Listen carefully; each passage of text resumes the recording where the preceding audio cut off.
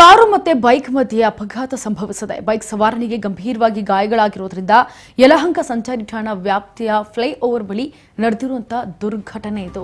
Signal jump ಅನ್ನ ಮಾಡಿದಂತಹ ಬೈಕ್ಗೆ ಈಗ ಡಿಕ್ಕಿ ಹೊಡೆದಿದೆ ಕಾರ್ ಚಾಲಕ.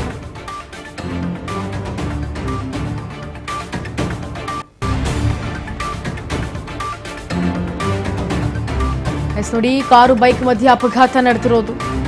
ಯಲಹಂಕ ಸರ್ಕಾರಿ ಆಸ್ಪತ್ರೆಗೆ ಈಗ ಗಾಯಾಳುಗಳನ್ನು ದಾಖಲಿಸಲಾಗಿದೆ, ಚಿಕಿತ್ಸೆಯನ್ನು ಕೊಡಿಸಲಾಗ್ತಾ ಇದೆ. ಕುಡಿದು ವಾಹನ ಚಾಲನೆ ಮಾಡಿದಂತಹ ಬೈಕ್ಗೆ ಕಾರ್ ಡಿಕ್ಕಿ ಹೊಡೆದಿದೆ. ಸದ್ಯ ಕಾರ್ ಹಾಗೂ ಚಾಲಕನನ್ನ ವಶಕ್ಕೆ ಪಡೆದಿದ್ದಾರೆ ಪೊಲೀಸರು. ಯಲಹಂಕ ಸಂಚಾರ ಪೊಲೀಸ್ ಠಾಣೆಯಲ್ಲಿ ಪ್ರಕರಣ ದಾಖಲಾಗಿದೆ.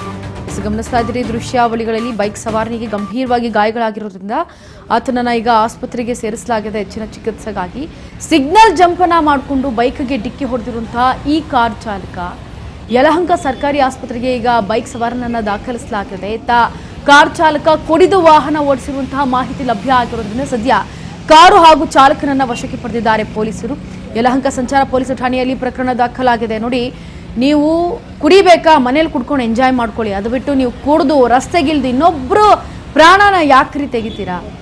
ನೀವು ಕುಡಿಬೇಕಾ, ಆರಾಮಾಗಿ ಕುಡೀರಿ, ಇಲ್ಲ ನಿಮ್ಮ ಜೊತೆಲಿ ಇನ್ನೊಬ್ರು ಏನಾದ್ರು ಕರ್ಕೊಂಬಂದು ಗಾಡಿನೋ ಕಾರ್ನೋ ಓಡಿಸೋದಕ್ಕೆ ಬಿಟ್ಟುಬಿಡಿ. ಅಥವಾ ಸಿಗ್ನಲ್ ಜಂಪ್ ಮಾಡಿಕೊಂಡು ಕುಡ್ಕೊಂಡು ಇನ್ನೊಬ್ಬರ ಮನೆ ಮಕ್ಕಳ ಜೀವನವನ್ನ ಪ್ರಾಣವನ್ನ ಯಾಕೆ ತೆಗಿತೀರಾ? ಅವರು ಆ ಮನೇಲಿ ಅವರೇ ಆಧಾರ ಆಗಿರ್ತಾರೆ.